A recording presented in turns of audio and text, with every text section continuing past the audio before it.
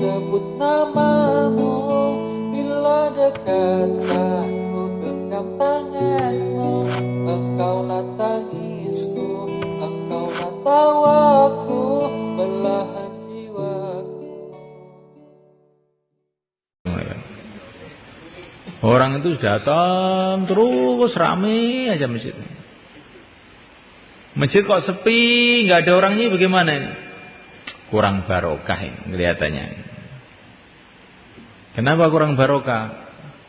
Amalan-amalan yang mendatangkan barokah tidak kita jaga. Itulah amalan Rasulullah SAW.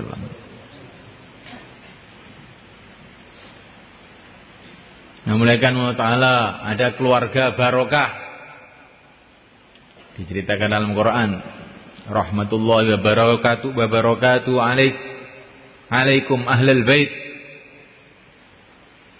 yaitu rumahnya Nabi Ibrahim, keluarga Nabi Ibrahim, keluarga yang barokah. Nabi Ibrahim itu asalnya tinggal di Babil, di dekatnya Irak sana. Tapi beliau hijrah karena di sana berat sekali mengamalkan agama. Ini dzahibun ila rabbi sayyidin. Beliau hijrah untuk kepentingan agama. Beliau tinggalkan ini rumahnya, negerinya yang subur makmur. Beliau pergi ke Syam, ke Masjidil Aqsa. Di sana beliau kawin dengan Siti Sarah. Diberkati oleh Allah SWT. Anaknya Sarah akhirnya melahirkan Nabi Ishak.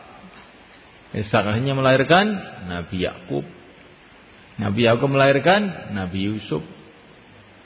Melahirkan seluruh nabi-nabi, kebanyakan nabi-nabi yang kita baca dalam Quran, itu semua anak cucunya Sarah, istri Nabi Ibrahim alaihissalam yang ada di Palestina sana. Kuburannya sampai sekarang masih ada. Keluarga yang barokah. Kemudian beliau pergi ke Mekah. Di sana beliau meninggalkan istrinya yang kedua, Siti Sarah, Siti Hajar. Barokah lagi. Menurunkan Nabi Ismail, menurunkan orang Arab, menurunkan yang mulia Nabi Agung Muhammad SAW. Nabi Agung Muhammad SAW menurunkan Siti Fatimah radhiyallahu ta'ala anha. Fatimah menurunkan Hasan Husain radhiyallahu ta'ala anhuma.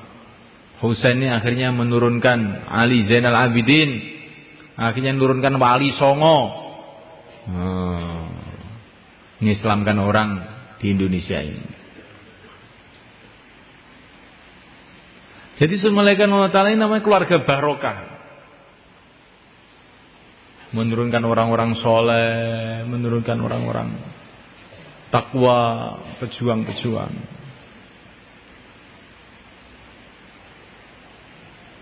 Ada ilmu yang barokah, ada ilmu yang kurang barokah. Ilmunya Al-Imam Al-Bukhari. Pertama sahabat dulu. Ilmunya Abu Hurairah radhiyallahu ta'ala anhu. Abu Hurairah itu semula kan tidak pernah nulis. Beliau tidak bisa nulis. Tapi ilmunya itu dibaca orang sampai sekarang. Ini barokah. Tidak bisa nulis, tidak punya percetakan, nggak punya apa-apa, tapi ilmunya diberkati sehingga 1400 tahun ilmunya masih dibaca orang sampai sekarang. Ini namanya ilmu yang barokah. Dulu Abu Hurairah ketika masih muda, semulaikan ada di Masjid Nabawi, ya, kelaparan. Nah, kalau sholat ambruk kelaparan. Tapi beliau nekat saja, bukan terus kelihatannya ikut Nabi kok susah begini. nggak ada makanan. Sudah, saya tak kerja aja. Tidak, beliau nekat aja di Masjid Nabawi itu. Demi cintanya kepada Rasulullah SAW, cintanya kepada agama Allah. Akhirnya ilmunya dibarokai oleh Allah. 1400 tahun masih dibaca semua orang, seluruh ulama di seluruh dunia.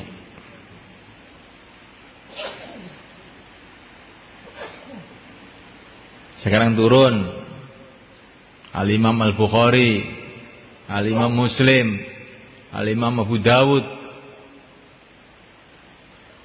Ini orang-orang biasa juga, tapi Allah memberkati ilmunya sehingga akhirnya dipelajari di pesantren-pesantren, di madrasah-madrasah seluruh dunia. Al-Imam Asy-Syafi'i, Al-Imam Malik, Al-Imam Abu Hanifah. Ada apanya itu kok ilmunya jadi tersebar seluruh dunia itu? Beliau tidak punya kekuasaan, beliau tidak punya apa-apa, tidak ada uang untuk menyebarkan ilmunya. Tapi Allah Subhanahu wa ta'ala telah memberkahi ilmunya.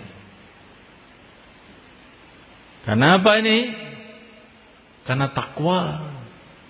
Ta'aluknya hatinya kepada Allah, berpegangnya dengan agama.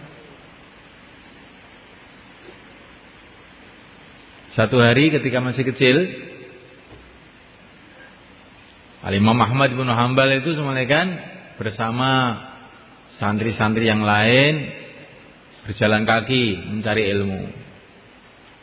Di tengah perjalanan ketemu sungai. Maka sewenangnya teman-temannya langsung terjun ke sungai pada mandi. Nah, bajunya disepoti, ya, namanya anak-anak kecil. Nah. Tapi Imam Ahmad mandi, bajunya nggak disepot, sarungnya nggak disepot. Beliau teringat hadis Nabi, kalau kamu mandi, sarungnya jangan disepot. Ini hadis ini ada di Tirmidzi. Di teman-temannya itu seenaknya sendiri, beliau tidak seenaknya, nggak disepot sarungnya kalau mandi. Setelah itu malam hari beliau itu mimpi. Ada malaikat kasih tahu dia, Ahmad, karena kamu menjaga sunnah Nabi yang telah kamu pelajari, Allah akan mengangkat derajat kamu, memberkati ilmu kamu. Maka Imam Ahmad ini mungkin satu-satunya orang di dunia yang hafal 1.000.000 hadis. Gimana itu ngapal 1.000.000 hadis itu? Satu hadis saja kita lupa-lupa terus saja. Ini muridnya Imam Syafi'i ini. Jadi semulaikan Allah SWT. Ini ilmu yang barokah. Sekarang orang belajar di sekolahan, bikin tesis, bikin disertasi, nulis buku tebal sekian. Satu tulis, akhirnya dapat gelar S3. Setelah dapat gelar S3, terus bukunya itu dimasukkan lemari, nggak ada orang mau lihat, dan dia sendiri juga tidak mau lihat. Ila yaumil qiyamah. Ini kelihatannya loh, kok kurang barokah kelihatannya ilmunya. Nah, mulaikan Allah Subhanahu wa ta'ala. Jadi ada bangunan barokah, ada keluarga barokah, ada ilmu barokah, ada dakwah barokah.